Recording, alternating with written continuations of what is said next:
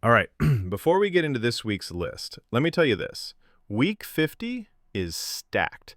And I don't mean the usual, hey, here's a couple interesting titles. No. This week has some genuinely surprising games, some strange ones, some ambitious ones, and a couple that honestly feel like they could blow up if they deliver on what they promise. So stick around, because the deeper we go, the crazier this list gets. And trust me, you'll want to hear the final one. Let's start with something that immediately caught my eye: Military Logistics Simulator. At first glance, it looks like a niche title, something meant for a very specific type of player. And honestly, it is. But that's exactly what makes it interesting. This isn't a typical war game. You're not shooting, you're not leading troops, you're not blowing stuff up. You're managing the backbone of any army: logistics, moving equipment, ammo, fuel, vehicles, supplies, planning routes, dealing with unexpected issues, keeping everything running under pressure. It's basically a strategy game mixed with simulation, and what impressed me the most is how detailed the systems feel. Every decision matters. The visuals aren't explosive, but they're functional and clean enough to support the gameplay. It's single-player only, which makes sense because the focus is on slow, methodical decision-making. It's definitely a game for people who like thinking a few steps ahead, and if that's you, this one might actually surprise you. Then we jump completely into another world with The Temple of Elemental Evil. This one feels like stepping into a classic CRPG.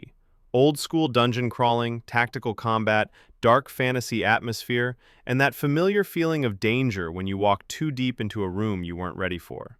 The style is very reminiscent of the classics, but with a modern coat of paint. What I love is how faithful it feels to tabletop roots. Combat turns, dice rolls affecting outcomes, party management, building your group synergy. It isn't a flashy game, but it's deep. And in games like this, depth matters more than spectacle. It's strictly single-player, and that fits the vibe perfectly. If you loved old-school D&D inspired games, you'll feel right at home. Alchemy Factory, on the other hand, is pure, cozy chaos. In a good way. The moment you start playing, you're hit with this playful, colorful energy. You build machines, automate production lines, mix magical substances, and solve puzzles by designing the most absurd, complicated, yet functional systems possible. The art style is bright and charming, almost toy-like, and gameplay-wise, it scratches the same itch as games like Satisfactory or Factorio, but with a fantasy twist.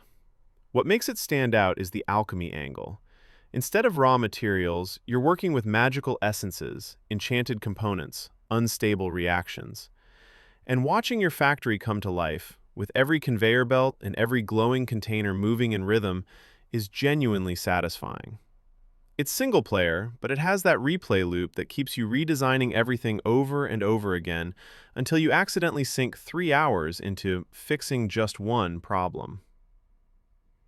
The End of History brings a much darker tone. It's a narrative-driven game that feels uneasy from the moment it starts. The aesthetic is moody, the characters feel fragile, and the entire world has this oppressive weight to it. What really struck me is how emotionally grounded it is. You're not blasting enemies or solving puzzles. You're unraveling a story about control, ideology, and the cost of obedience. The gameplay is slower, more introspective. You explore environments, uncover pieces of the narrative, and slowly understand what's really going on. It's the kind of game that stays with you because of what it makes you think about, not because of how many buttons you press. There's no co-op here. It wouldn't work with the tone.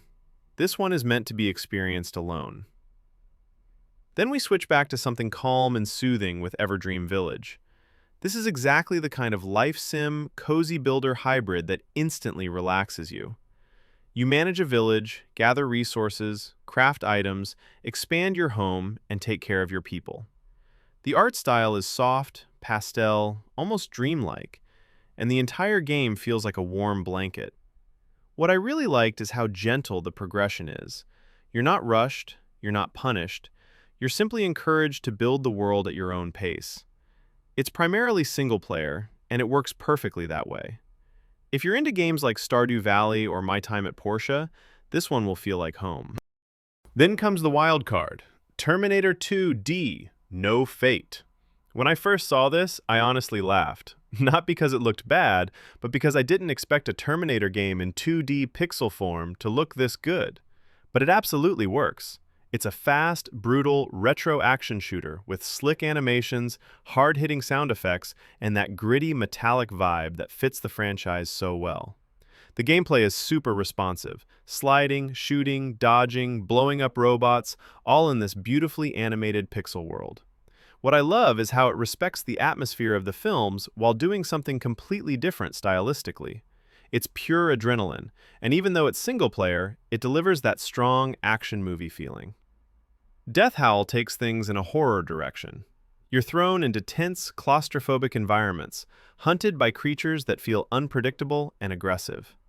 The game relies heavily on sound, footsteps, breathing, distant cracking noises, the feeling that something is always behind you.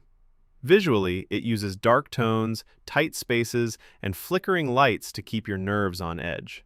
The gameplay mixes stealth, survival, and light puzzle solving. You're not meant to fight everything. In fact, most of the time, hiding or running is the smart choice.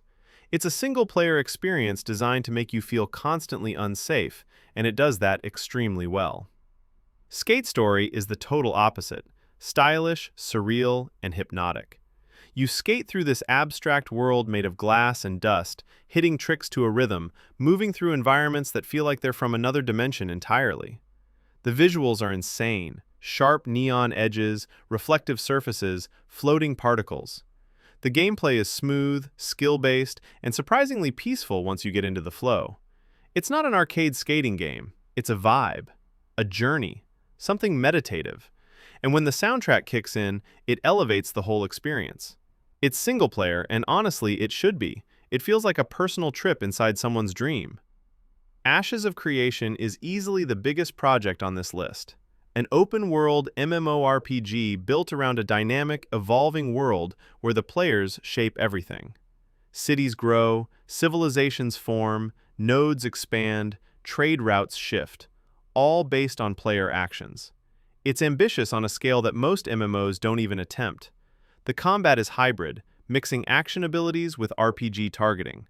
The world is huge, diverse, and honestly, stunning visually.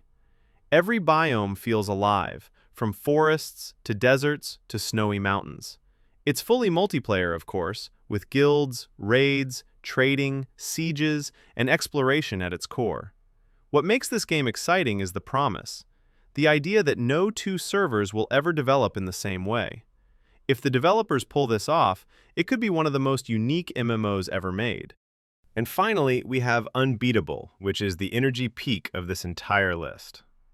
This game isn't just a rhythm game. It's an emotional punch wrapped in style, attitude, and honestly, one of the best indie art directions I've seen in years. The music is insane, the visuals explode with expression, and the gameplay flows like an anime opening come to life. Every rhythm sequence feels like a conversation, a memory, or a rebellion. The storytelling is grounded, the characters feel alive, and the entire game has this raw, rebellious heart that makes it unforgettable. It's single player only, and that's absolutely the right choice. The experience feels personal, emotional, like something you live through instead of just play. And that wraps up week 50, a genuinely stacked week full of unique ideas, small surprises, ambitious worlds, and stylish experiences. If you found something here that caught your attention, let me know. Thanks for watching, and I'll see you in the next video.